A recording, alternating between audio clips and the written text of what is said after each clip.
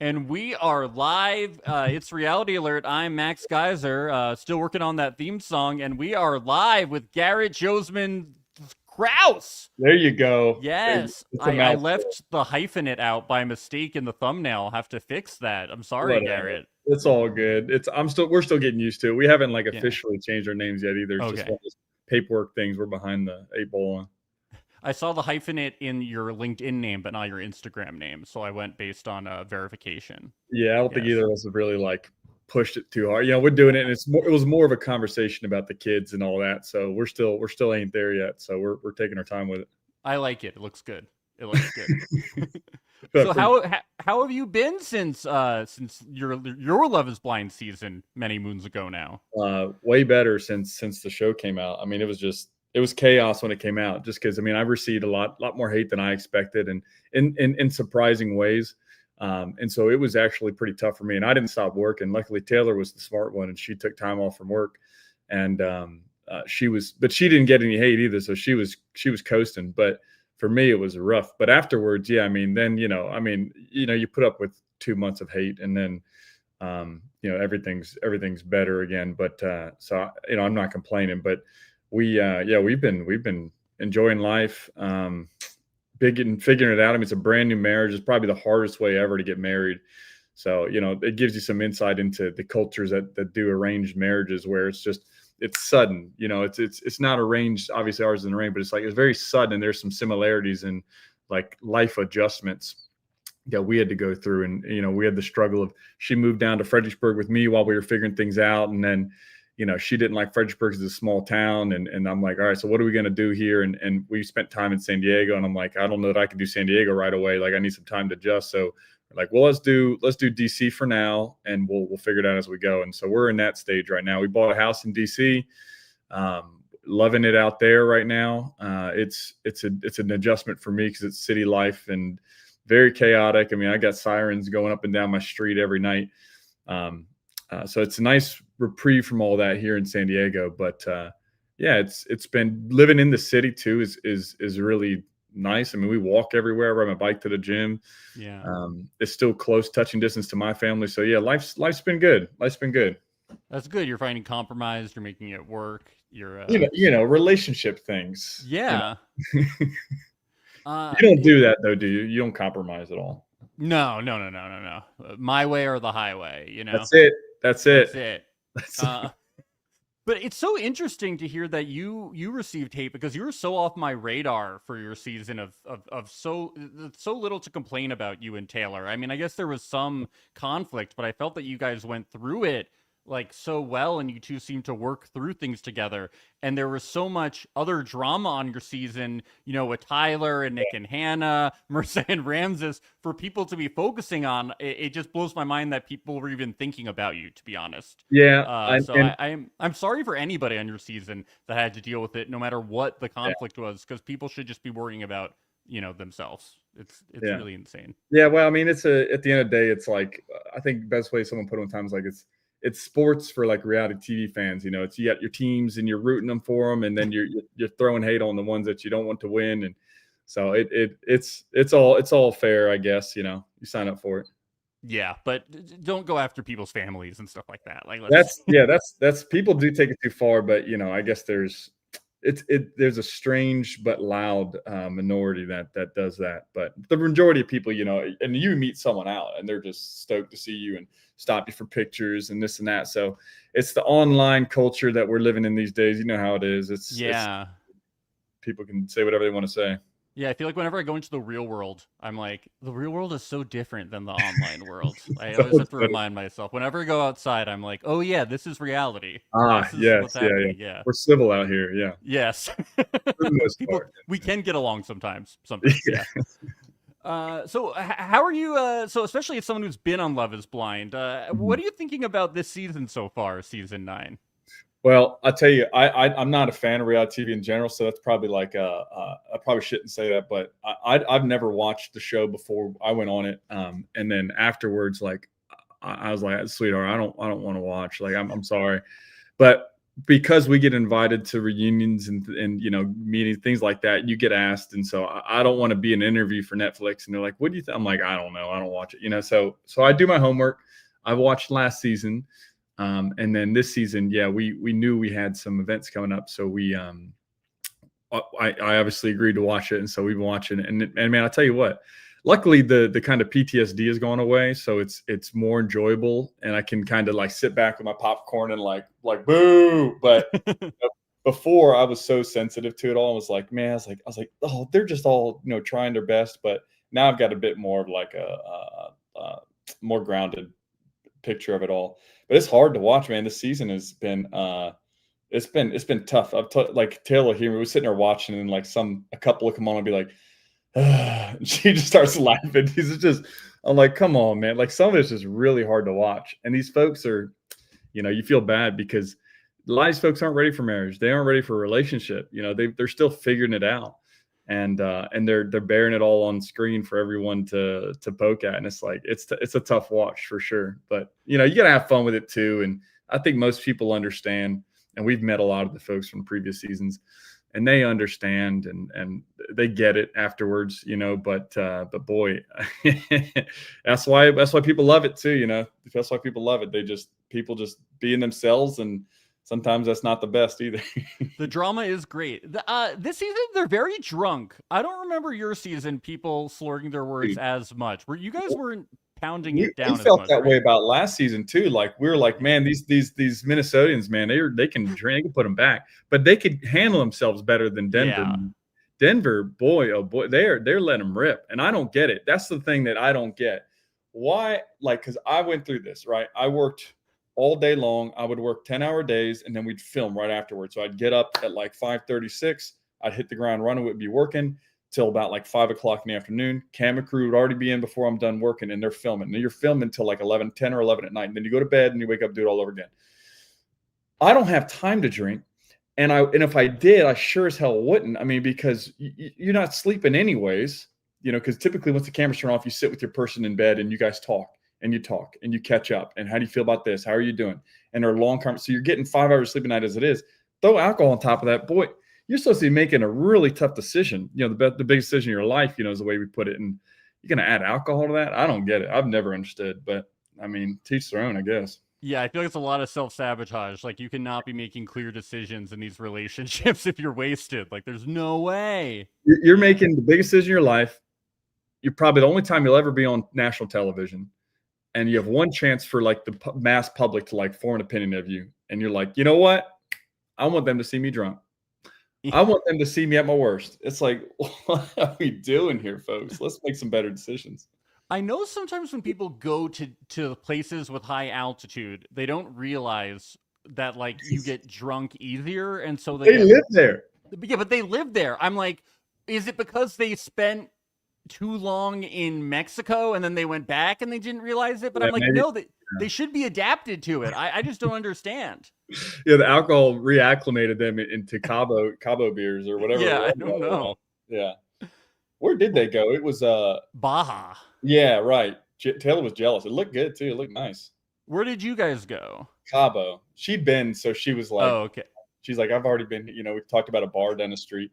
I've never been. But there was good spearfishing in Cabo, so I was pretty pent up the whole time. Yeah. I was teasing it because there was 2 days we were there before we actually started filming. I was like, can I slip in? And they're like, no. I mean, you can't leave your hotel room, for goodness sakes.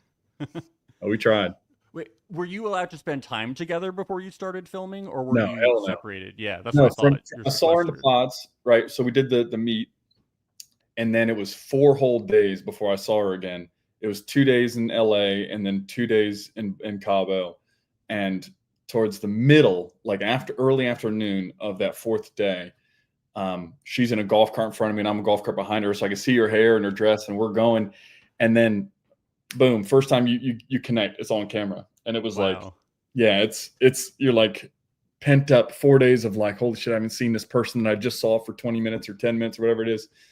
And then you finally see him, you're like, just everything just melts. You're like, finally, thank God. And then it's like, all right, go. And you're on camera. And it's stressful, man. That's what I'm saying. I don't get the drinking, dude. Like, I didn't drink. I hardly drank. I didn't drink until my bachelor party. And then I got totally hammered. and it was like a celebration for me because I didn't really drink throughout the whole time. I had like a drink at dinner or something with her one time, but I can't do it otherwise. Yeah, I mean, I get it if it's stressful and maybe you don't like the person and you're trying to get to the end of the show. Maybe Yeah, that's that what's could going. be. Maybe a lot of that's Yeah. what's going on. They're trying to cope. Yeah, I get that. Yeah. Well, should we get into, speaking of that, maybe Nick and Annie a little bit? We start off, and she's inebriated in this discussion she has, and she just keeps telling Nick how much she loves him, and he's getting frustrated with her. Shouldn't he just be happy that she loves him so much? Garrett? Oh man. Uh, I'll tell you what, I think my theory for the season is going to be a theme here is that like these folks are having a lot of conversations off camera that we're getting the hint because that's what's happening too is like, and I get this with Anton and Allie, I get this with a couple of other folks.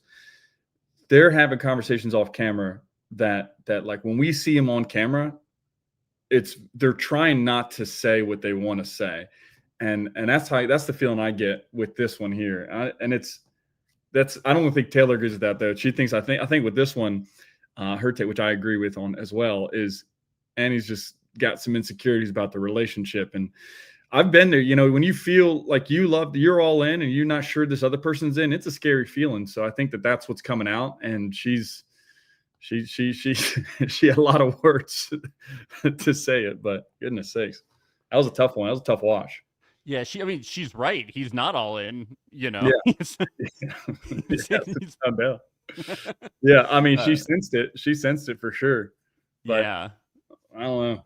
Maybe ask why. I don't know. Just you need to love me, kind of love me. Damn it, was kind of the feeling I got there. And it's like we gotta dig a little deeper here. Yeah, we need to. The communication issues here are very palpable. The way Yeah. it's going. Yeah. And he's not really good at communicating with her either. He says this. All I'm trying to do is eat this chalupa and enjoy the night. All right. So can we just do that? Maybe if she had had a chalupa too, this all could have gone better. She would have sobered up a little Probably. bit more. Yeah. If I was her, I would have called him out. That wasn't a damn chalupa. So I would have been like, first of all, okay, you're lying to me about the food you're eating. What makes you think you're going to be honest with me about marriage here? That's a very good point. It was like a burrito, I think. It was Exactly, like a chalupa. soft taco or something, not a chalupa. Yes, not a chalupa. Not. I mean, honesty here. Red flag. What else is this guy lying about, Garrett? Oh. Exactly. Well, yeah. This maybe not being the most honest with her. Who knows? No. This is they're Nick and Annie, man. I think everybody was like, they seemed like a match made in heaven. I didn't really get it from the start, to be honest, but you don't see a whole lot, I guess, in the pods. You kind of get the surface level. Yeah. I felt like in the pods this season too, they like fast forwarded through some couples. Like we got flashbacks when they got engaged, so it was kind of like a different kind of pods this time. Do you think they were trying to tone it back a little bit because they're getting backlash? Maybe I think a little bit. Like they were like, okay, let's just like tone it down. Let's go deeper into some couples. But then I felt like Anton and Allie and Joe and Madison, they didn't go super deep into. They didn't really understand what but Anton and Allie, they both worked at McDonald's. So. Yeah, that's the gist of it. They're good. They're locked up. Let's do it. Let's do this. Let's get to Allie and Anton, actually. Drinking, big theme here. He drank all, I think it was White Claw, all the Coors, and all the tequila, but he doesn't see why she would be concerned about it. Although I think she brings this up at not the best time. I got to say, I think my bigger concern is like not being honest about it. Like my man so we had a 12-pack of Coors. She had one or two. And then he's like, me and Patrick drank them. And she's like, well, I assume this is the scene you're talking about. Yeah, it's weird the way he goes about it. So then he met Patrick downstairs and he brought Patrick a beer. So there's at first I'm like, he's not even being honest about it. Or maybe he doesn't. Numbers, he's like 4 and then it's 1. Patrick was upstairs and he's downstairs. It's very weird. He's lying the whole time. To be honest, though, he's drunk. So that's the thing. It's not good to call somebody out about drinking while you guys have been drinking. It should be a sober conversation. I love that he threw it back at her. Was like, well, you've had more than me tonight. So yeah. So I win this one. Yeah. Yeah, it wasn't a good footage. The best part was when she asked him about the half a bottle of tequila in the fridge, and he was like, "Oh, I don't know. I guess I'll go check." Like he He's like, didn't do you know? what? What are we talking about? Like, no, he got his ass up off the couch knowing damn well that the tequila bottle wasn't in there. He's like, I don't see it in here. But yeah, another really productive conversation from this cast, you know. Woof. Yeah. And then he's like, when I proposed, I took you as you were. And she's like, well, I didn't know you were going to be like drinking all of our alcohol and lying about it. You know, that you didn't bring that up when we talked about McDonald's. We talked about the McFlurry machine. Yeah. And, Didn't his buddy mention they were getting hammered out back at McDonald's? Yes. She's like, you left that part out. That's interesting. Yeah. We didn't do that at my McDonald's. We took it seriously. We weren't allowed to drink on the job at my McDonald's. No. We get to Sparkle, Megan, and Jordan, and we meet his parents. They're very into it. Jordan brings up that he's been talking to a doctor about reversing the vasectomy. They're very open with the different parents about the vasectomy. Do you think that you would be talking to Taylor's parents about your vasectomy if you had one? I mean, I guess if their big thing was having grandkids, you know, it's something you did. I mean, it's not like he's talking about like the penis piercing or something. That's true. That's true. It's like logistics of they're trying to approve, and if he can't have grandkids, and she probably told them that, then maybe it's a whole thing. I guess that's fair. Yeah, I would just be like, can we do this the second conversation, like the second meeting? How you doing? About my con. How's that vasectomy holding up? Yeah. What do you think about Sparkle, Megan, and Jordan overall? They seem like the most grounded couple. The most they seem to be having the most serious conversations. I have the most faith in them because at least the most faith to make the right decision. They seem very honest. They both seem like they're there. You know, the cliche is there for the right reasons, but they do seem like they're there for love. They do seem like they are interested in each other in a deep way. But they have some big life differences that they're not afraid to talk about either, which I like. So yeah, I really like the way that vasectomy aside. Yeah, I like the way that they stand their ground with each other in like a good kind of healthy way. Like they respect each other's boundaries and their own boundaries. I feel like, and they don't devolve into fighting. Kind of. Yeah, and they're not like they're not like being unrealistic about these changes and what's going to be different, and I'm gonna do it all, and like this is whatever you want. You know, that's the feeling I get listening to other conversations is like, damn the torpedoes, forget everything. Like we're doing this, and I'm so in love. Like they're like, no, there's some real questions here that we need to figure out. Which that's kind of it's been a rare scent in this season. What do you think about going on to Love is Blind when you have a child? I mean, why not? I mean, I don't think that it's your moral responsibility to tell the casting that I don't want to go on the show because I don't think it's right to put someone in this position. The casting reaches out. They want you to be on the show. They know about the child. You're honest about it. You know, you go on the show with what you have and you say, this is what I've got. And it's up to the other person to decide whether or not they're okay with that. And I'm blown away by Meg's willingness to do it. And it feels genuine. Typically I would be very skeptical, but she seems very genuine. She seems very interested. She's taking it very seriously. She's crying a lot. Crying's good. She's a big crier, and that's okay. That's okay. She's a very emotional person.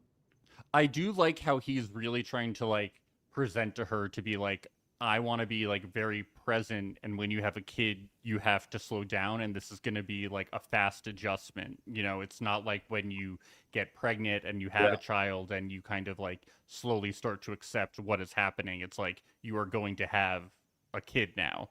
You know, your life will change. And he's just make sure you know. Yeah.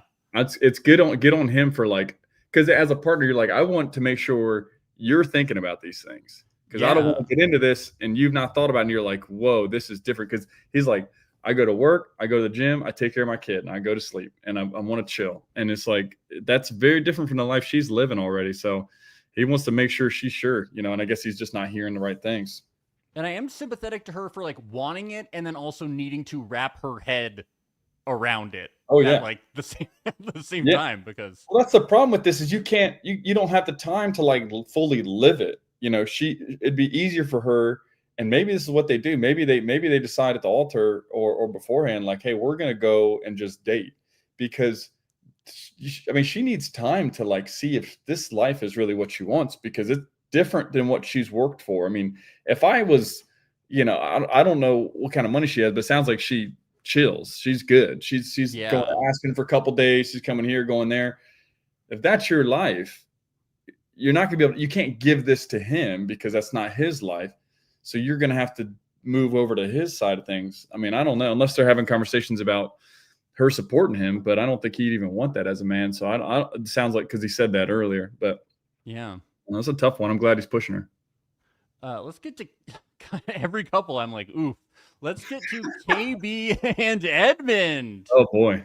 Yeah. She says, why do I have to be the one to bring up the elephant in the room?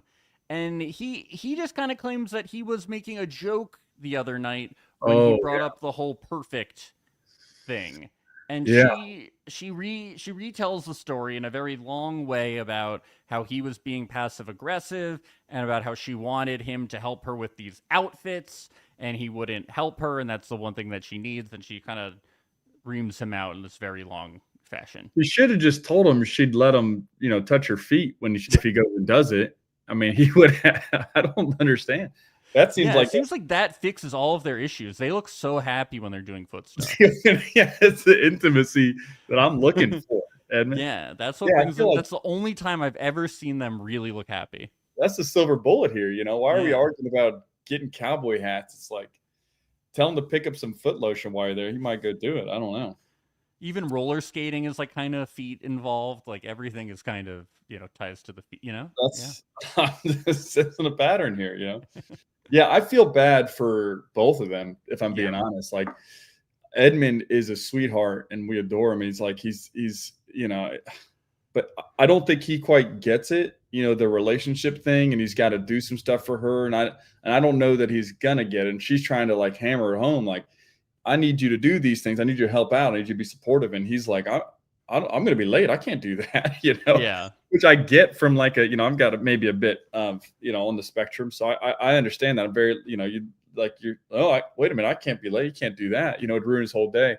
But he needs to get like, I'm a partner. I'm in a relationship. I'm doing these things. And I don't know. She's trying to get him to see it, but her memory of that night too was off. Like I remember when she was talking back about what she saw, like, and how he said it. I was like, that was a little off. Like it wasn't exactly what happened, but I grant her, frustration. I get it. I'd be pissed. And I think he did say it in front of her to like, definitely. He was being so passive aggressive. Yeah. So I think that she's like, I would be very frustrated too. I just think the way that she approaches these things by giving these long kind of lectures and hammering the same points home over and over again, like people are going to stop listening to you and just get frustrated that you're reaming them out. Like it's not a good way to communicate with people. Like you have to say the point once and then let them respond. Yeah, it's like don't interrupt, don't you dare. I'm gonna tell you, and don't you dare interrupt me this whole time. And then like 5 minutes later, it's like that's not how you have a conversation. Yeah, because at some point I'm just gonna get pissed off that you keep reaming me out. Like I got the point 10 minutes ago. Now you're just kind of like talking down to me. Yeah. I've already felt bad a while ago, and now I'm over feeling bad. Yeah. At this point. I mean, but he isn't taking accountability, it seems like, and so I get her frustration. Yeah, no, I get it. I mean, it's just obvious they're completely incompatible. From very obviously in Mexico, they were not compatible.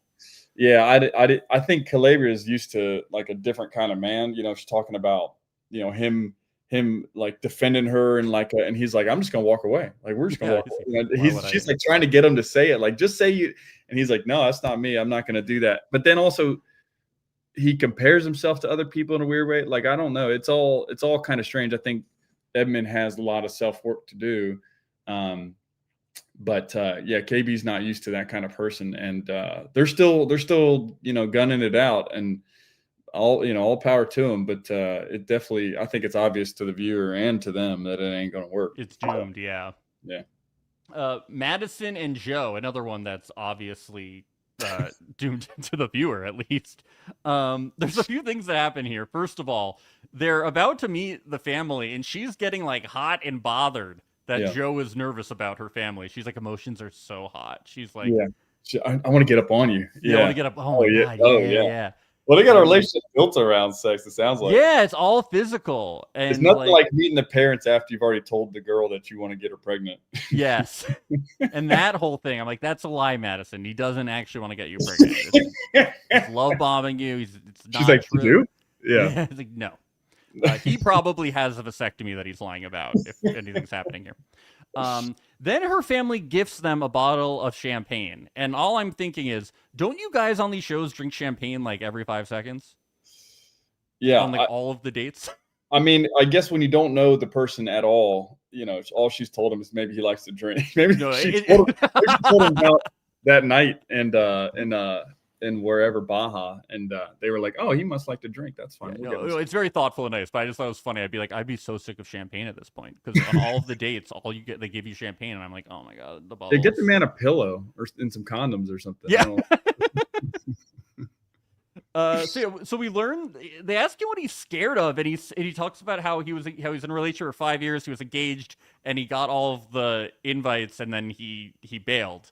And I'm like, he doesn't say specifically what he's scared of, but it's clear that he's scared of doing that again. Yeah. And then the mom is like, I see no red flags. This is amazing. And it's like, sometimes, sometimes you don't, whatever. There's clearly a red flag here. He's saying he's scared of doing that again. Yeah. Yeah. And the sister too, was like, yeah, no, it's this is it. This is the one. You're my brother-in-law. It's like, he's literally telegraphing that he might do this. He's panicking in his seat. Yeah, it's very obvious. Yeah. I know. I feel terrible for them because they're all very optimistic and they just want Madison to be taken care of. Yeah. And I don't think Joe's a bad guy. I think he just doesn't have like a strong backbone here. I don't think he knows what he wants. Like I think he's genuinely feeling it out. But I mean, come on, come on, I'm critical of anyone that keeps going when they know it's not there for him. But he's thugging it out. Yeah, to be the person to like meet somebody so quickly and to be responsible to take care of somebody who could go blind at any second is a big responsibility, and it takes like a very empathetic person, and it's no shade on Joe. Like, it's a really big responsibility, and if you're not up to the task, like that's not like a bad look. Like, it's okay. But so like it's good that he broke up with her. Like, that was actually the one responsible thing that he did this whole time. Yeah, right. No, I applaud as it was happening. Honestly, too, like the first time he's formed like real sentences was when he was describing it. He's like, I feel relieved. And then like after that, it was like a single stream of consciousness that I could actually understand from him. And he was like, she's not my person. It's what it is. I respect the hell out of him for pulling the plug. Anybody that leaves, doesn't go to the altar to say no, like that leaves early, I respect the hell out of him because it's a tough call. But no, I'm with you. Knowing Taylor beforehand, if I had any sort of doubt and she said, I have this condition, I'm going to go blind eventually. It's like, man, like I need to be absolutely sure that like I can support that and I'm okay with that, because that's your life. That's a huge ask on anybody. Yeah. It takes a very specific kind of person. And if you're not someone not named Joe. Yeah, not Joe. I was saying the whole time, but one of the worst people. He doesn't want to get out of bed. Okay, he's too lazy to get out of bed. Yeah, he's right. Like he's gonna take care of a blind person. She's walking like fumbling around. Can't take care of himself. He doesn't know how to tie a tie. She's like, "Why don't you come over here and talk to me?" He's like, "I'm in bed." Like, I'm looking up tie tying tutorials. Oh, God. Anton and Allie, they meet his mom. I Yeah, it is interesting that like they Allie explains that her mom is excited because in Brazil you usually get married much younger and before you move out of the house. And Anton's mom is like, yeah, she feels the same way coming from Russia. So they kind of come from like these Yeah. backgrounds of more traditional values, but they're kind of meeting in the middle, like pushing back a little bit, but they come from these kind of similar backgrounds. We're Yeah. getting a lot of kind of traditional values on this season, I feel like. Yeah, especially from Anton Alley, they got the very like, I'm going to support her, and this is we got to get married early, and the dad's also not around. Interestingly, out of both of them, which is an That's interesting kind of true. comparison of like traditional values, however, not a traditional family. I don't know, and maybe they are. We just haven't heard about it. But I the didn't think fathers about aren't that. That's so present. true. Yeah. It's kind of an interesting little dichotomy there. But I think Anton is surprisingly more into that croissant than he is Allie. I don't know what it is. I don't get it either. Like, I mean, I'd be willing to go out on a limb here and say she's far and away the hottest person he's ever been with. I was just thinking that. I was like, she's really hot. Yeah. But he's just crushing that croissant, like just crushing that sandwich. Yeah. He's hungover, so he has to. He's trying to get through it. He's just hammered the whole time. He's like, this is for you to talk to her. I talk all the time. I'm good. Let's get to Nick and Annie's breakup scene. This is so interesting because he says brunch was good, a little hair of the dog. I'm like, did you get her drunk a little bit again to like butter her up a little bit to break up with her? Like, what was happening here? It's just one drink after the next here. I know. Wait, what was this scene? What is this scene? Remind me. Set the stage. Okay, so this is where he breaks up with her. He says that last night reminded me of the argument in Cabo, and he's like, I've just hit my breaking point. I can't do this any longer with the I don't love you stuff, and I can't go to the altar, and you can't make me. That's not even the thing. We'll focus on Nick first. So this is strange. So reason why I think it's strange is because this experiment, you're both racing the altar, and at night, Taylor and I would like, where are you at? Are you 100%? Are you this or that? And like, we went kind of like, her and I are both like, okay, 100%. But there were definitely times where it's like, I don't know that I feel 100%, we would communicate that. But you don't fault the other person, let's keep going. What can I do? How can I make this better? But like, Annie's like force feeding him, like, no, you just need to do it. But on Nick's side, like, I'm trying to understand. It feels like there's got to be more and that's just the problem with these shows is you don't see everything. But if that's why you don't want to be with her is because she wants you to be more with her than it's like, it's just a strange thing. And like, it just feels like the relationship is built on very little, if that's the sticking point. But I can understand the nagging and not wanting to be around someone who's constantly up your ass and nagging you and questioning you. And yeah, it doesn't feel good. And if if you just don't feel good and you're like, I don't like this, then yeah, you should probably pull out. I mean, because you need all the good signs going into it. Everything needs to feel right to make it to that day and say, yes, everything needs to feel good. And if it doesn't, you got to roll. Yeah, I think she has major red flags communication wise. If she's having like outbursts like this, that would make me go, okay, if the decision is, will I marry this person in 3 weeks or not, this is enough for me to go, well, I definitely can't commit to marrying them in 3 weeks. Yeah, very fair. And I just think Annie's got a lot of insecurities about the relationship. I don't know why. I don't know if it's just that is Annie and she just is an insecure person. And Nick's not, or if like Nick's doing something, saying something, not doing something, not saying something that he did tell 2 people that he loved them in the pod. That did happen. Yeah. He is a salesman. There's like a few. There's a bunch. Taylor told our Uber driver she loved him one time, so I don't know. It's it's just, that was a wow. switch You're up. Still thinking about it. Wow. That was a switch up, man. Yeah, it's just I don't know. Nick's a tricky character. I think he it's hard to tell with him, to be honest. I think but however, I will defend him. I think that the cast kind of unfairly like I don't criticizes them or outcasts them a bit. I think he's ostracized them. That's the word I'm looking for.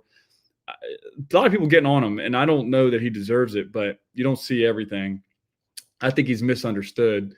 And you can see he's a very eccentric, driven person that likes, does all these things and is athletic and, smart, it seems like. And, but he's got a really quirky personality. Like, not my guy, though. Not my guy. Great hat, though. Yeah. Yeah. Yeah, he's definitely not my guy. Come on, Max. Look, the homophobia conversation was not my bag, Garrett. Well, see, it's funny. I don't want to get too deep because it's some weird. It's someone said the call's coming from inside the house, and I think I laughed my ass off at that. It's something weird going on because, I would say too much, but like I'm in DC now. It's one of the gayest cities in the world, so I have a lot of gay people around me now. The gym I'm at they call it the gay gym, and so I see a lot of the mannerisms and the person that like and I'm not saying he's that way. However, he has a lot of similar mannerisms and personality traits that align there, and it seems like it's confusing to the viewer, I think, without knowing him more.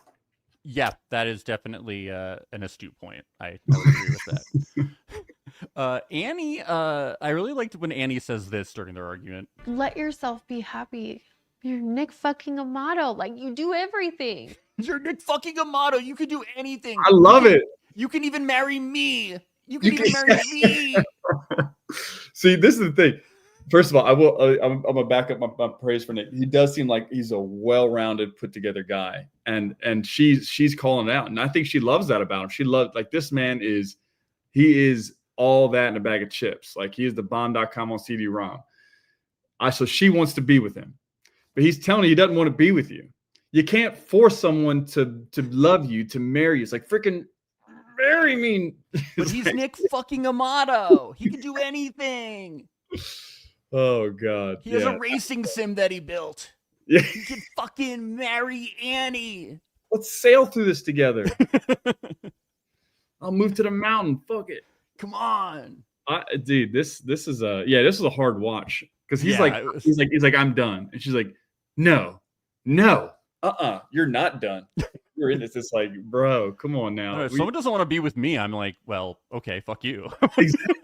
Exactly, but that's like that's why I think you get some insecurities because, like, I don't know. I don't think it's like I want to be on the show longer kind of talk. I think it's this did not feel like it. No. Yeah, this feels like genuine heartbreak, genuine concern.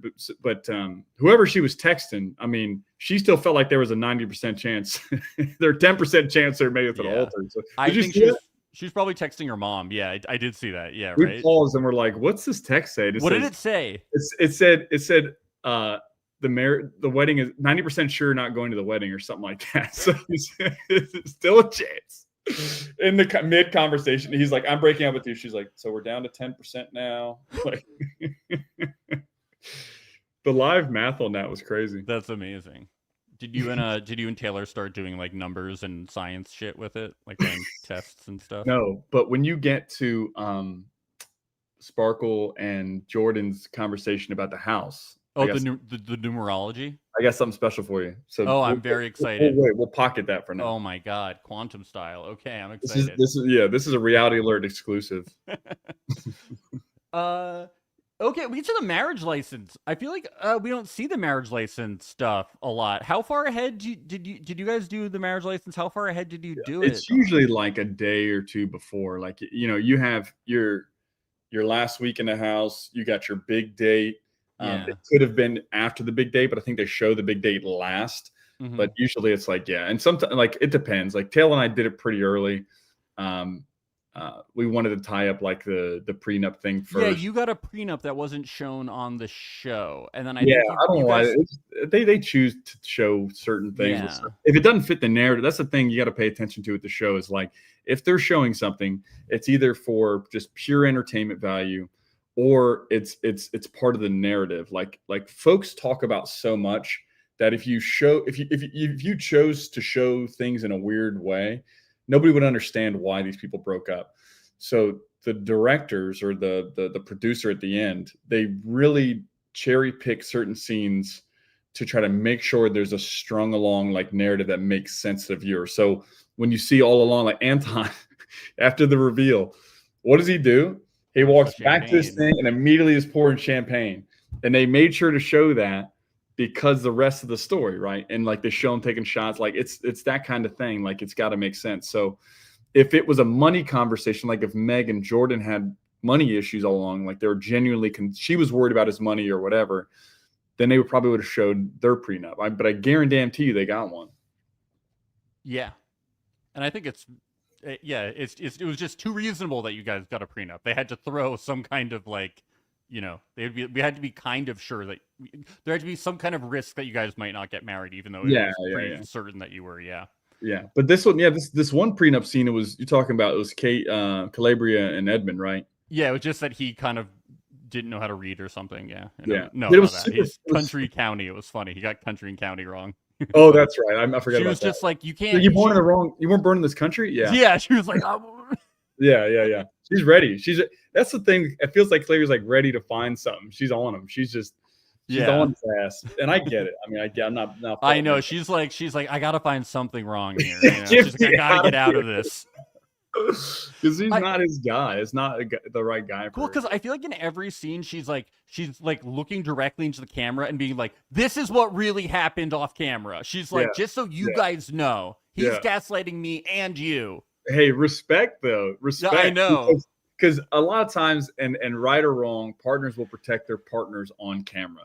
Oh, all the time. Like Taylor and I, bad for the viewer, good for us.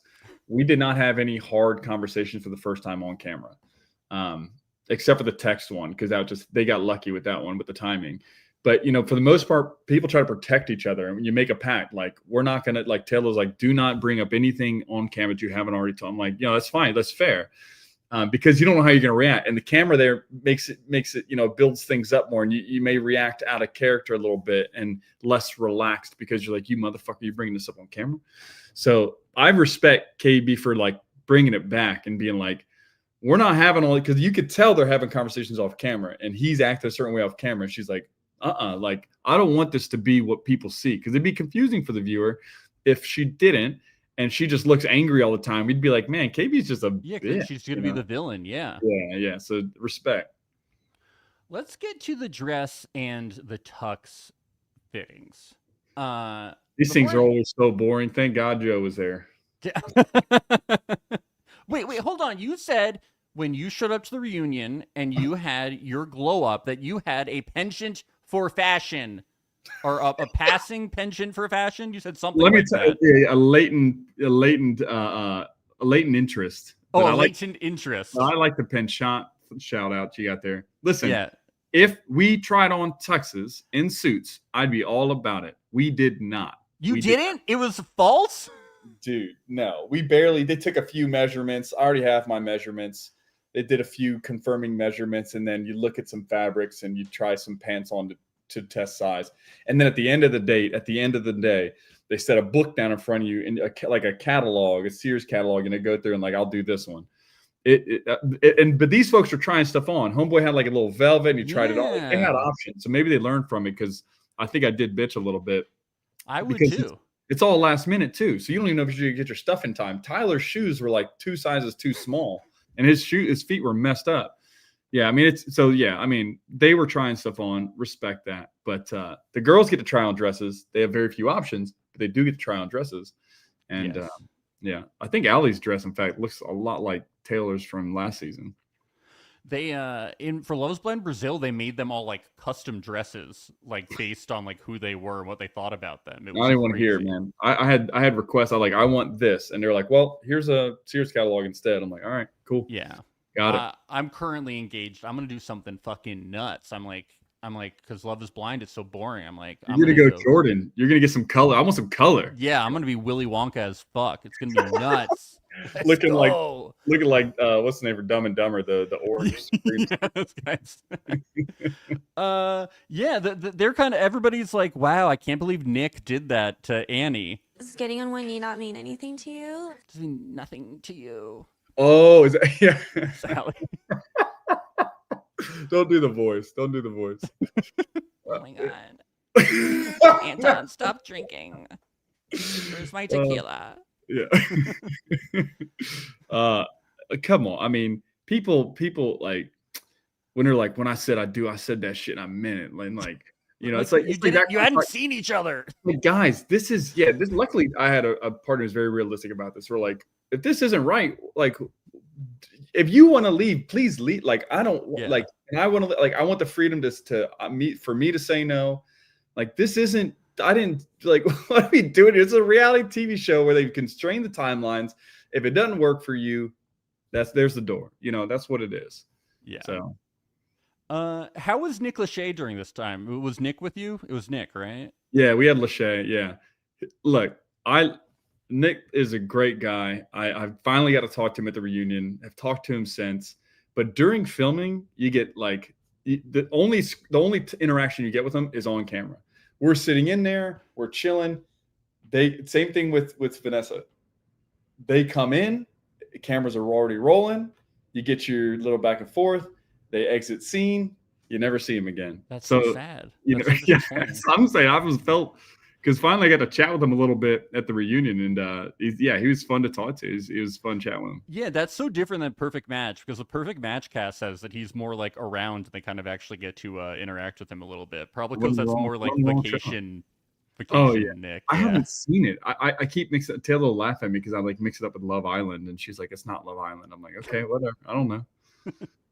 It's a lot shorter than Love Island. So, okay. Do you want to talk about the dresses a little bit, even though you find this boring? Yes. No. I mean, rock and roll. What do you think? Rock and roll. Okay.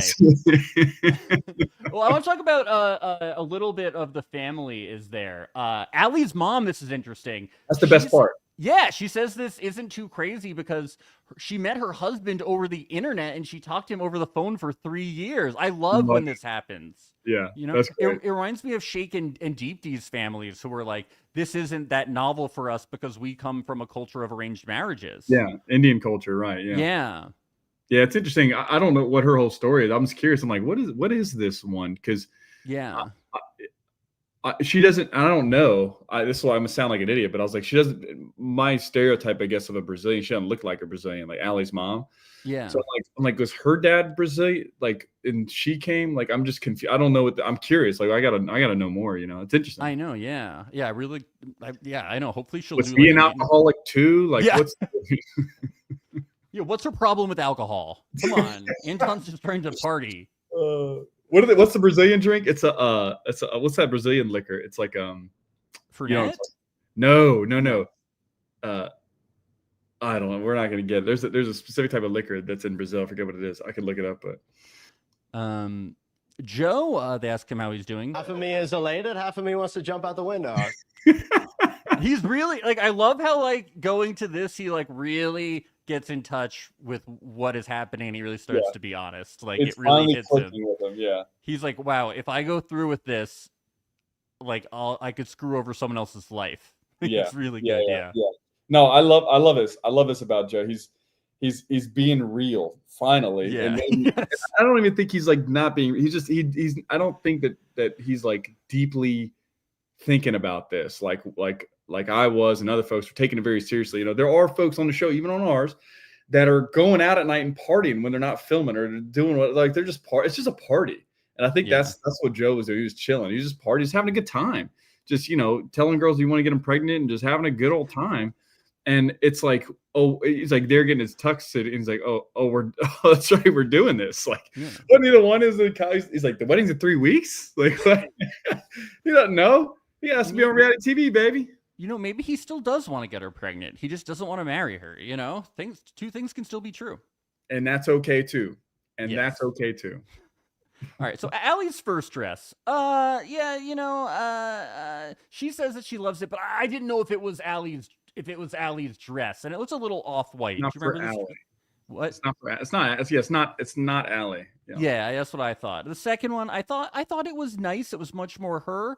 I loved the slit. I loved her mom joking about closing the slit. I thought it was a great dress. and I liked the beads with the pearls. What did you think? It's very classic. It's a very classic dress. I want you to pull up. I think that's Taylor's dress from, because they use the same bridal. I think they use the same dress people.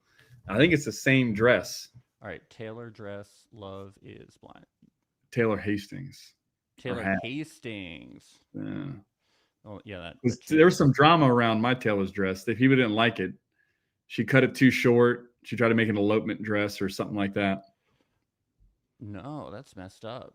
Hold on, let me get this. Let me get this Taylor's dress right up. Hold on. This is really funny. Just side by side. Yeah. All right, let me get this up one sec. Hold on. I was prepared for this. All right. Share screen. Sorry to throw a wild card at you. I know. No, this is important though. Taylor Hastings. I have so many tabs open when I'm doing this. Taylor, where are you? Here we go. Okay. Oh, So nice. This one? Oh yeah. Okay. This was Madison's, right? The cat's eye cut. Do you think this was Allie's that you thought that it was like? That's what I thought. Maybe it's not. Now that I'm seeing it, it's not. It's not the same dress. I thought it was. The one that Madison got was pretty similar to this, I think. Yeah, you might be right.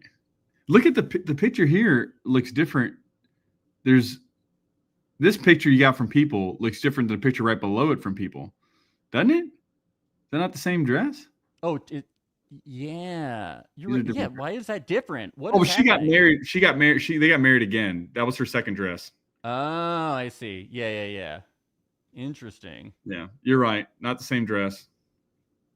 Well, it was a good little detour. We need to check. That's what we're here for. Researchers, physicists. Anton's mom and friend encouraged him to not be nervous about her saying yes or no, and just to go in there and say yes if you want to say yes. Couldn't have said it better myself, man. Yeah, is that what you were thinking going? But you knew. I feel like I read that like you guys like pretty much you were very open about if you're going to say yes or no, and that you were like, we're not going to bring all these people to this wedding and like reject each other at the altar, right? Yeah, that's kind of the thing. I also want to, this is advice for people that go on the show, which none of them probably will watch this before they go, but everybody watches this. I meant people that are going to go on the show, because maybe they do. Maybe everybody sees this. Everybody watches this. Okay, that's right. That's what I said. I don't even think you're listening to me because I said that. They this is what I don't like. This pressure from that you put on each other, like, don't make me go up there if you're going to say no. I think that you can be as sure as you want and tell each other you're going to be sure and all this stuff. But then when you get to the day, if your gut tells you no, you should have the freedom to say no, is what I think. That's something Taylor and I talked about. Like, I don't think that I'm not a big, I'm a very analytical person. Maybe my gut takes a back seat a lot of times. But when it comes to something like this and something this fast, like if you just feel, if you're 100% every single day until the wedding day, and the wedding day something feels off, you should probably have a conversation and say, I don't know if I can do this. So, but people tend to, just don't make me go up there if you're going to say no.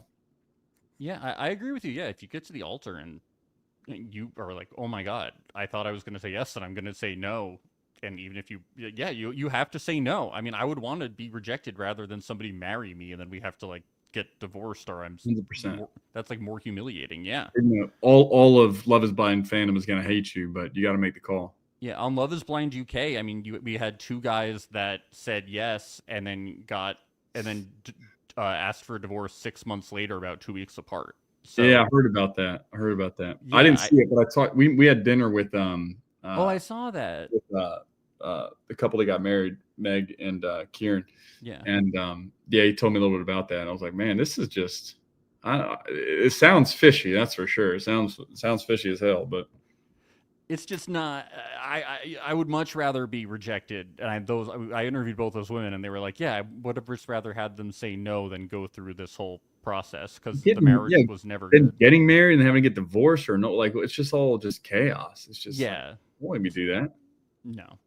Let's get to Sparkle Megan. These dresses were very sparkly, which was surprising because she never wears anything sparkly or that sparkly. Do you know what I mean? I feel like whenever she wears sparkly, it's pretty modest. It's a subtle sparkle. Yeah. Yes. So she's going all out. She's leaning way in on this way. Yeah. Yes. I felt the first one. I didn't love it. I didn't love the pattern, the stitching. Not really my favorite. She did seem happy though. I did prefer the first one. What did you think about the first dress? I think that the first one was probably the one that I liked the most. Yeah. But I don't know that like Sparkle Megs and I styles align. So, I'm much more subdued. I say subdued. I don't know, maybe not, but I like the first one. I'll just go with that. I'll just leave it at that. That's how I didn't like the poof, and I didn't like the nude illusion on the chest. Whatever matches Jordan's colorful suit he's going to come up with. Yeah, she should have gotten a brown dress. Like I don't see what the chocolate dress. What it's Jordan's day 2. Yes. Okay. Let's get to Madison. I really liked her first dress a lot. I quite liked both of her dresses. I kind of like the solid white. Which one was the one that she said it had Bridgerton boobs? I think it was the first one. Yeah. That was the one. Yeah, that was the one. I was feeling that one. Yeah. And then we get to Joe. He doesn't know how to tie a tie. He starts freaking out, and then he hides in the closet. He's ready for marriage. Yeah, he's ready. It's totally all of this is totally normal. You're Joe fucking whatever your name. Yeah, whatever, Farukio or whatever. Yeah, you can do this. Oh man, he's like, I just need to get some air. I need to get out of here. Yeah, a runaway groom is very exciting though. Like it's very awesome. Rare. We've been waiting for this for a long time. This is awesome. Yeah. Yeah. There we go, Joe. But it's real too. It feels authentic. Yeah, it did. It's like, yeah, he gets up and leaves. He couldn't do it. Reality hit him. Reality alert. Yeah. Let's get to the next episode real quick. Over here on my baby's feet. She chilling, she relaxing. Dude. Do you know what's weird about this? It was like he was reading lyrics off of his phone. Like he wrote this. He did. Yeah, he's been thinking about it. Yeah, he was like looking at pictures of her feet, and he wrote this 3-word song. Yeah, his love language is rubbing feet while singing songs. Hey, teach their own. Whatever works. Tell you that could save the relationship. Yeah, save the relationship. Bound by feet. Let's see. I feel like at the reunion they're going to show us like a bunch of foot footage from them. If they get married, yeah, it'll. You know how they do montages, just pictures of throughout the years, just pictures of him with their feet. Just. Yeah. Sparkle, Megan, and Jordan do a tarot reading, and they learn they are soulmates. It'd be really funny if this doesn't work out because he's just like she's too woo woo, and I can't. It's an indictment of tarot card reading if they don't work out. Yeah, that's true. This is the is that enough to so scientifically is this enough to prove it if it doesn't work out? One data point, good to go, and that's enough. The tarot card community is on pins and needles right now, waiting to see what happens. Yeah. Let's get to Madison and Joe. This is their breakup. Also, they make these dates so quick. The tarot card was just instant. Yeah. Well, that's all we needed to know. It's a soul. They got the soulmate card. What else was at that reading? Yeah, no. Did they get like? I don't know what they mean, but did they get like the tower or? Is he gonna get his vasectomy reversed? Like what's going on? Yeah, they could have asked so many great questions. Right. Yeah. She's like, I see a broken cord. I don't know what this means, but whatever. I see a chicken smoothie. Don't do that. It's gross. Oh, yeah. You post a lot about like your working out and your routines. You follow me, Max? Yeah, I follow you. Oh, my man. I stalk you all the time. I'm like way up on you. I know about your whole life. So, you don't post a lot of, and you post your meals sometimes. I don't see a lot of chicken smoothies. Do you have any weird workout kind of smoothie things that you do? No, I think there's a lot of better ways to get your food. And also, I'm a big, the mouth tape thing, right? Oh, yeah. Big into like nasal, like breathe through your nose, not your mouth. There's a book by James Nestor called Breathe Breath that talks about like a lot of issues we have right today. So a lot of, not all the issues, not some sort of broad brush thing, but there are a lot of issues today that exist because we've gone from having to chew a lot of foods to ultra processed, really hyper palatable, like shakes and things like this that really affect our jaws. And so we are more mouth breathers now. It's kind of the surmise here, because we don't chew foods as much as we used to. Oh, Jordan, get off the smoothie train, brother. Heat the chicken up and eat the damn thing. Just chew it. It's not that big a deal. yeah. Not what kind of, when do we run out of time to chew our food? What are we? Yeah, this it's is the really argument. Saving weird. time. It's Crystal very- Light too. Like, It doesn't make sense. come on, man. He explained in like an interview with EW that like it makes sense because it's zesty. So No. That's a Love Is Blind, not top 10. Yeah, it's really one of the grossest things I've ever seen. It's Pretty really nasty. bad. I mean, it's over the feet for me. Tops Edmund sucking on the toes. Yeah, I would much rather suck on like toes than do that smoothie Right. any day of the week. Yeah. Yeah. Probably more protein too.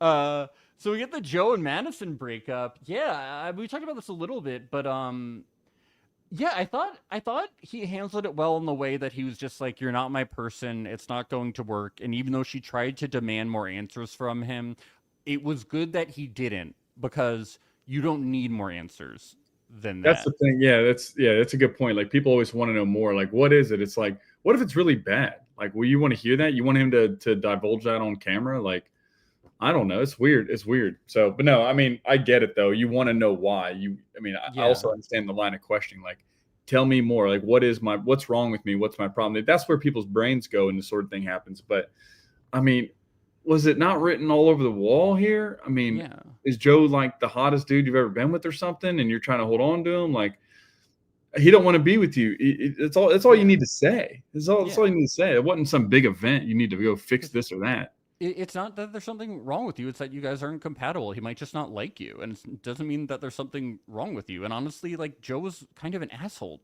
to you, and like, she'll see that, like that. Yeah, watching back, a lot of folks have that. Looking back, they're like, "What was I thinking?" So Yeah, exactly. So I hope she sees that. But I think that this was the one good thing that he did by not putting the blame on her for the breakup. Which this was the best Joe has looked all season. Is in this? Yeah.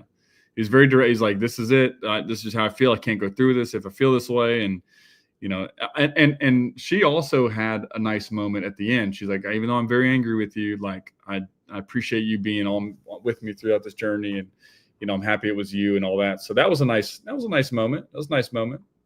Yeah, I did think this stood out to me when she's like, "Why aren't you hugging me?" I love that. That was I just great. want to say I have broken up with someone before and hugged them, and they got really mad at me. That does not go over because they cry, right? And then you're like, you still like, you don't necessarily hate them, and you're like, you see them crying, and you're like, "Oh, I'm sorry," and they're like, well, "You just broke up with me. Why are you hugging them?" So I get why he didn't do that. Just saying, you're like, it's well, I weird. just broke up with you. I don't want to like, be all upon it. I've done breakups, and it's a dick move. The girls like, I've had multiple breakups in the past where girls want to have sex afterwards, and I'm like, I don't want to. Like, no, because that's a way to rope you back in. Yeah, right. That's what a very is. Common thing. Yeah. The trap. Yeah, like, we're good. Like, I'm happy. But yeah, she's like, Of course, I want to get you pregnant, but I can't. He's like, well, we can do that if you want. Yeah, just want to get up on you. I do think the reunion will be very interesting for these two. Yeah, The problem is a lot of folks will assign malice where it's just like stupidity or genuine feelings, and everyone always wants to like. And people get in their heads, and you've got this added layer of like, it's reality TV, so maybe they were just going along with it like I think that people tend to assign, again, like a cynical kind of perspective, a cynical kind of like film to their memory of what happens here. And I think it's like a backwards justification of like, it couldn't have been me or this. He's just a bad guy, and it unfortunately happens like that. It happens like that more often than not on this show. Yeah. For me, it's just like, it's fun to watch. It's entertaining, but like, don't message them. Just, you can pick your sides, but just don't attack them. Yeah. Yeah. Just just be a good, yeah. Well, from like you mean from a viewer's perspective? Yeah. No. Like you could have those opinions, but just like chill about it, you know? Yeah, and of course, a ton of people will do that sort of thing. Speaking of messaging, we didn't talk about this. Oh, it wasn't in this episode though. That's what it was. But because it was right after the cast reunion thing. What do you think? Cast party. But my boy Mike, dude, because he said messaging. I'm like, dude, what are we doing here? What message? He had a conversation with Sparkle Meg, and he was like, Sparkle Megan. I was really tempted to message you, and she's like, yeah, I'm glad you didn't. Like, what the fuck? Yeah, like, we've seen how that goes before. it happens all the time. It happens all the time. People always do this. Like, why? What are you doing? Why are you trying to sabotage? Like, it gives very main character energy. Like, it's about me. You know, it's like, God damn, dog. Like, just it worked for Jeremy and Sarah Ann, though. You know, they ended up. Oh yeah, that's right. A little bit. There's a good example. Yeah. Have you and Taylor been on a snowmobile together before? No, kind of, you know, and honestly, if we were pissed at each other and someone put a snowmobile in front of us, we'd probably be all about it too. Yeah, I know. That's what I was thinking. I was like, KB, how could that not fix all your problems? It's a snowmobile. Maybe That's it had amazing. to do. There's too much clothes. The feet are not exposed enough. That's what. Yeah, if he was rubbing her feet while they were on the snowmobile and singing the song, game on. Game on, man. What are we doing here? Frostbite, no problem. He's fucking rubbing those things. Yeah. But she went and got him the cocoa, and did you like the cocoa in the golden cups? Do you guys have golden mugs, or are those new? Yeah. We've got them. I don't know. We don't have them at this place, but we got them. So not golden. So golden goblets and mugs. Wow. We got the first gold mugs we got was when we did that commercial for what's it called, the creamer, the oh yeah, edit this part out. Oh, the International Delight, you know. Yeah, International Delight. Yes. Yeah, they gave us golden mugs for that commercial. We were like, I remember that. Yes. We have too many. Do you want one? We can send you one. Yes. I'll sign it. Here you go. I would die. I would actually be so stoked. No idea. It's just on display in the back. Oh, you've got a goblet. Look. I do, yes. There you go. Hey, I've got this is funny. So they talk about giving things away. I may do a giveaway at some point, probably in the future, but like there's one of the guys from the cast, he left the show early, but a lot of times those guys are like all about the show, right? And always try to get together and do cast reunions and things like this. And he got all the guys together. We got all the guys together one time. He bought, it was when the Love Is Wine, like cake wine came out, or cupcake wine, or whatever. Disgusting. I've never tried it, but he got those, and everybody signed everybody's bottle. So we got however many of the boys there are, 13, 14, whatever, and got us all to sign. We all signed each other's, and so everybody has one. But then I was the only one driving. I wasn't drinking it, so I put all of them in my car, and I went home, and it was like people were out, like having a good time. So I went home. So I have like a couple of those that folks haven't reclaimed, and I'm just going to give these away. I'm just going to do a giveaway or something, or you know, I don't know. So I'll let you know. We'll run it through Reality Alert. Awesome. Love is wine. Love is wine. Yeah, but Edmund and KB, they're having a great time. Ain't a house in sight. It's a house right behind him. In sight. Yeah, there's definitely animals too. A bird swoops down. He's like, he's just looking at her feet though. He's like, I wish those boots would come off. You know. Who says there's not? Yeah. Who says there's not an animal in sight when you're in nature? Like it's so weird. It's so weird. I didn't remember him saying that, because I was just already fixated on the no house in sight with the house. He's like, there's no snow. I'm like, you're on a snowmobile. Not a vehicle in sight. Yeah, and then when they were off the snowmobile, he kept being like, we're on a snowmobile and you're not happy. And I was like, you're not on the snowmobile anymore. You're talking. Yeah, she didn't like stop the snowmobile and turn around and start bitching you out. It's like, we're going 60 miles per hour. I'm like, you're sitting on the ground. Yeah, this was just another example of like, I'm sure she's right.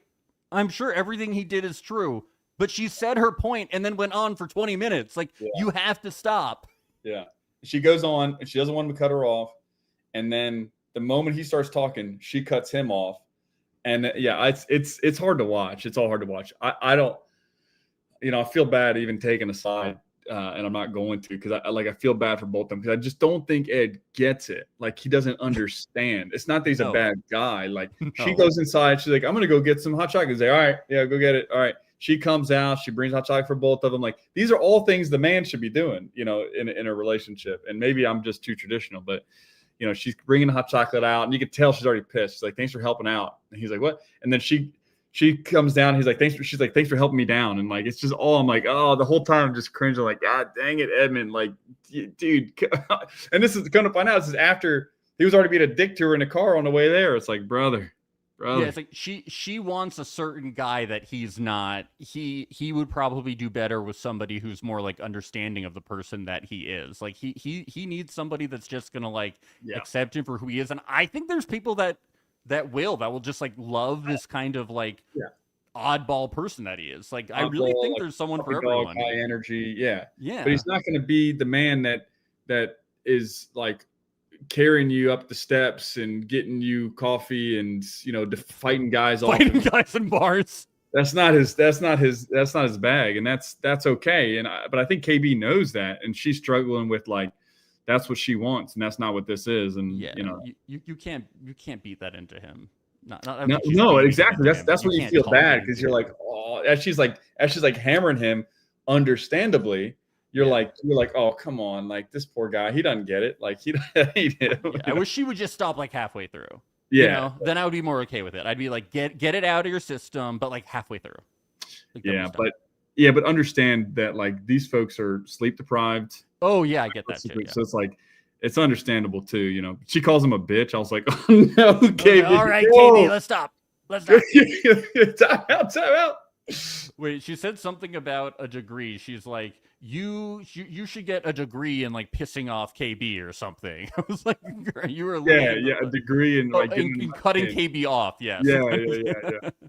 I don't. Yeah. Oh, you don't let him cut you off. When does he cut you off? I don't. Yeah. Talking for 5 minutes and then he jumps in and she's like, well, I wasn't done yet. It's like, Allie and Anton, it's funny that like Anton is late to this. I thought that it was going to be more of like a plot point, but he's just like a little late. What was he? Oh, to the meeting with their mom? Yeah. Okay. She's like, I don't know where he is. And yeah. That's right. I'm jumping ahead. Yeah. So he's where he is. Yeah. Yeah. I was like, oh, is he going to like walk in? He's like, oh, I passed out in the gutter. With a 6-pack. I had to stop at the store. Yeah. We're all out. Yeah. We're waiting for the liquor store to open. Yeah, her mom is like, I love how her mom is like, so of course, you know, birth dates are important, anniversaries are important, you know, but also Allie, you can't go out by yourself. You have to stay home and wash the dishes and do the chores. And they're like, he's like, yeah, we love you, Mom. Yeah, he loved that. He ate that shit up. He loved it when she said that. Do the dishes, do chores. He's like, there we go. There we go. How well does she know her daughter? Like, this is clearly not her. Like, that's not what she wants. Yeah, Allie was so cute. She's like, yeah, we disagree. We disagree on that, but it's okay. We disagree on cleaning my clothes. Yeah. I like when you do it. I think you should. You tell her mom's been who should been do the cleaning.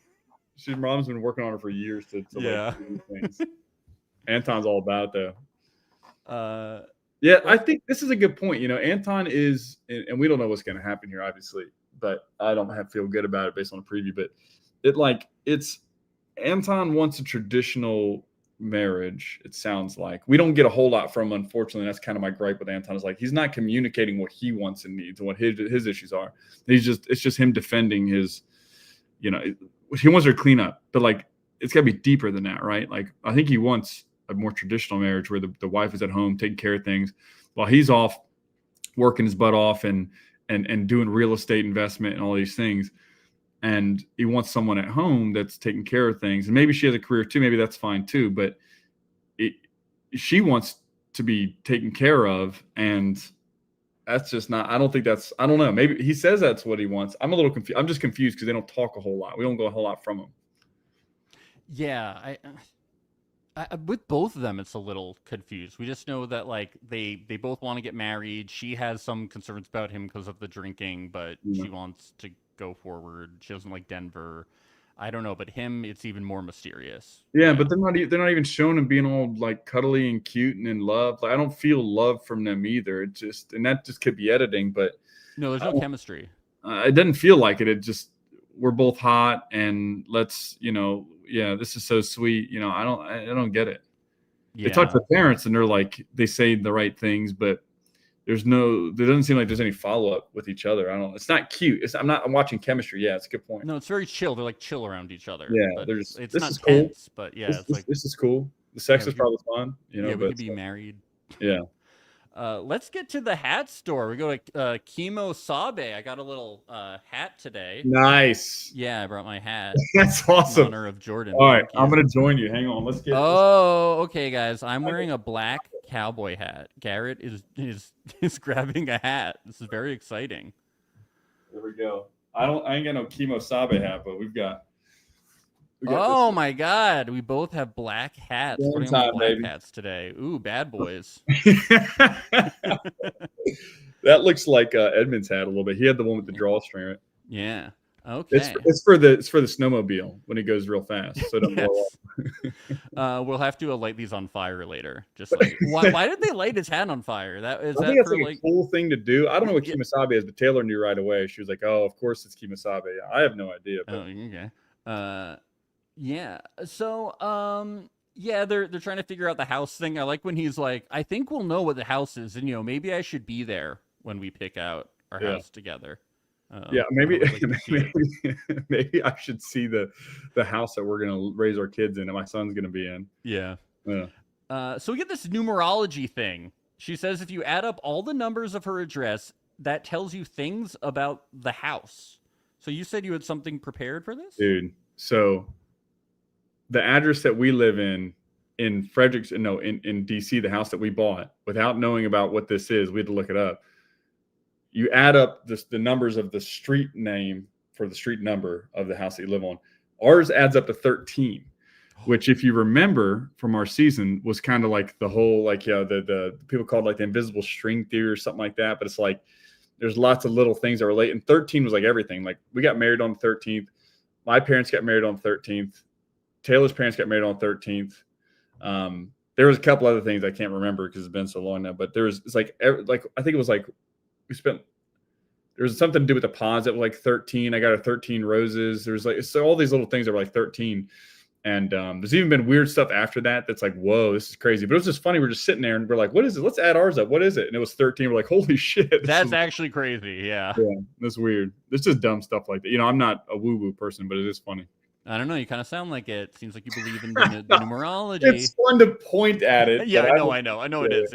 No, it's like, would you buy a house based on numerology? Yeah, he was like, what the fuck? Yeah, I would be like, oh my God. She's like, it's not based on it, but I would consider it. I would be like, this such a red flag for me. Like, I couldn't be with someone who was like even considering anything based on numerology. That would be so frustrating. I mean, people are so, man, I'll tell you what, it's like in the pods, the girls made a star map of all the guys, and like, I don't know how I feel about this. This is rampant. The Love Is Blind page on Instagram posted like all the cast star signs. I'm like, what are we doing here? Why are we embracing this? This is so tough. I know because we'll do I've done cast reveals, and it's like, yeah, it's like Aquarius, and I'm like, I don't know what to do with that. Like, it doesn't mean anything. It's so ridiculous. Yeah. It's all good. No offense to anybody in the chat. Yeah, no offense. It just doesn't make any sense. It's not real. It's not for me. Yeah. That's why when Taylor was the one that didn't care and she said it was dumb, I was like, that's my girl right there. Yeah, well, that's how I feel about my fiance. I'm like, yes, this is yeah. It's just who you're compatible with. It's like I couldn't be with somebody who was super into astrology and was like, we are compatible because of this. I couldn't be with somebody because of this. Yeah, right. But of course, I'm like, I can't be with somebody who's into woo-woo stuff. So I get it. KB and Edmund, he does take accountability. He gives her flowers, and she really appreciates that. And I do think she takes some accountability too about. Yeah, I think this is one of KB's better moments. I could go either way on it, to be honest. I don't think she should be with him. I think she should have broken up right there on the mountain.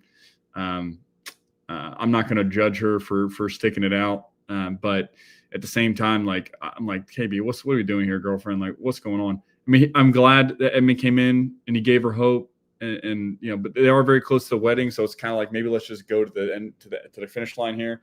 I don't know, but it feels a little justify-y to me. Yeah, that is what it feels like. It's like they're both like committing to it, they're apologizing, they're working through it, but when they talk about like, oh, I love you no matter what and blah blah blah, I'm like, I don't feel real like romantic love here.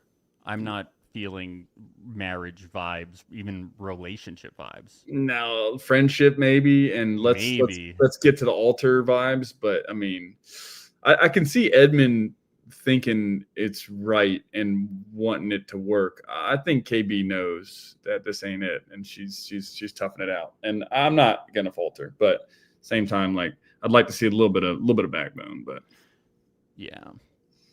We get a horse-drawn carriage through the snow. Now, this would have been really good for Edmund and KB. The foot stuff would have been very easy on this way. We would have been good to go, yeah. Yeah. This just stood out to me. Well, number one, ponies. We love them. I love horses. Hey, I had a horse-drawn carriage at my wedding. Yes. Did you guys have Last the season with the big gates, too, that opened? Were there big gates? No gate. That wasn't your season. I mean, maybe there. No, I don't know. I don't think there were gates. We just had the horse-drawn carriage at the end. Okay, there was a season that had big gates, and this season also had big gates that, like, in the preview, it looks like they like open up, and then you walk down. Yeah, the and aisle. someone's rolling up with like a freaking like a Rolls Royce or something. Yeah, too. something crazy. Megan's commuter, daily driver. Anton jokes about them being the same person and long lost twins. I mean, we're just as high. Yeah. Like their whole relationship is just based on like we're so similar. McDonald's, dreams. Yeah. I don't know. I mean, there's so much that you don't see in the pods, and they did a poor job of helping the viewer see what was going on. I don't get it. I mean, they're both immigrants maybe and had traditional values, but I mean, what like is he a nurse too? Like I don't get it. I don't understand. Truck driver, teacher. Yeah, right. No, I know, right? So I don't. Yeah. What is it? I mean, maybe he works out too. I don't like. I'm just trying to think like her personality. She's a nurse. She likes Botox. She's from Brazil, so she's like an immigrant. She worked at McDonald's. She works out, and she doesn't really like to drink. I don't know. And we already got one aisle. I don't know that Anton works out. I don't think you talked about that at all. He's not a nurse. He's an immigrant, so we'll give him 1 point in McDonald's. We got immigrant McDonald's. I'm missing the rest. Traditional values, traditional family values. The moms. They seem similar. They both seem to have, just a mom in their life, and they both seem similar. And traditional values. So I can start to see it. And I think that in this experiment, you tend to convince yourself like soulmates, meant for each other. I think that it can get a little carried away. The pods can make it seem, I think you can start to grasp at straws and eventually convince yourself that you guys are the same person, so I don't know. I don't know them well enough is what I'll stand on. Let's get to KB and Edmund. Roller skating. They did seem really happy doing this. That was weird. That was strange. Because when the roller skates arrived, she was so not into it. Like when the box arrived in that other episode, I was like, oh, she's not into this at all. But I think she even said that he looked kind of cute or kind of hot on the skates. And I know. Oh. Maybe this saved the marriage. Maybe a little bit. To be honest with you though, like Taylor and I, when we saw, I was like, here we go. I was like, this is his thing. Like he's gonna be, rocking and rolling. And then like the tricks he was doing, I was like, this is it. Like she's like, you're really good on this thing. So like he's just moving. He's not doing nothing crazy, but I don't know. He won't do no backflips or nothing. So we've had somebody come down the aisle on a longboard. Are we gonna have somebody come down the aisle on roller skates now? Will he roller? That is honestly a great shout. That's a great shout. He probably will. He better. He has to. I saw in the previous like a little thing. He got a little heart with like a spinny wheel. He's like touching on his breast. So maybe that's the roller skates thing he's got going on there. I hope so. Sparkle, Megan, and Jordan. Yeah, this is the conversation where he just, she wants him to converse more, and he's tired and doesn't want to be punished for being tired. I feel you, Jordan. This is another scenario where there's more going on behind the scenes that we aren't hearing, is what I think. I think that they are having deeper conversations behind us because they are intelligent people. I think they're the most mature. I think they got the most together. And they are, as a couple, as a combined couple, and they are without a doubt 100% having hard conversations off camera. And there's a reluctancy to really get into it on camera. You can sense it from both of them. And they're doing it. They're doing what because the producers will also push, because producers know what's going on, and they will push. And so they are having conversations, but it's very guarded, it's very reluctant, it's very slow, but it starts to pick up a little bit. And he does start to reveal, some concerns, but I still think it's kind of protective. But in the substance of it, they live way two different lives. She laid out a week of going to LA for a little bit, going to Aspen for a couple of days with her friends, coming back and going to go out to dinner for some drinks on a Wednesday. And I'm like, I ain't doing that. No. Like, I don't know. I'm like, this man she laid out a schedule. He works out, takes care of his kid. And he's like, and if I have off night, I want to chill on the couch and watch TV. He's not getting hammered with Anton, but he's chilling. And I don't blame him. I mean, that's the life he wants. He's a simple man, wants to live a simple life, and she is not that. And they are wrestling with that together. Luckily, they are both talking about it openly before the wedding. She described like when she saw like Luca's setup and stuff, that like they have like alarms that go off in the middle of the night, and like it really takes like a lot of care. Like Jordan really puts Luca first, and like his involvement with Luca is even above just having a child without type 1 diabetes. So I see why he's like really like, this is very involved. I don't want a nanny. I really have to be there to take care of him. So yeah, it is something that I'm like, can it really work? That's not her lifestyle, man. Yeah, that's just not her lifestyle. And I'd be skeptical too if she's telling me that it was. So I think that's what's going on, is he's skeptical.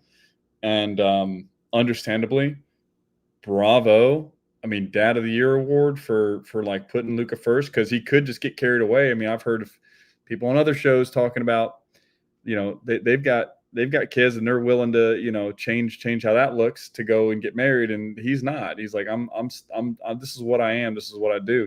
Luca and Legos, I think is what he said. Like, that's my speed right now. And hella props to him for saying that.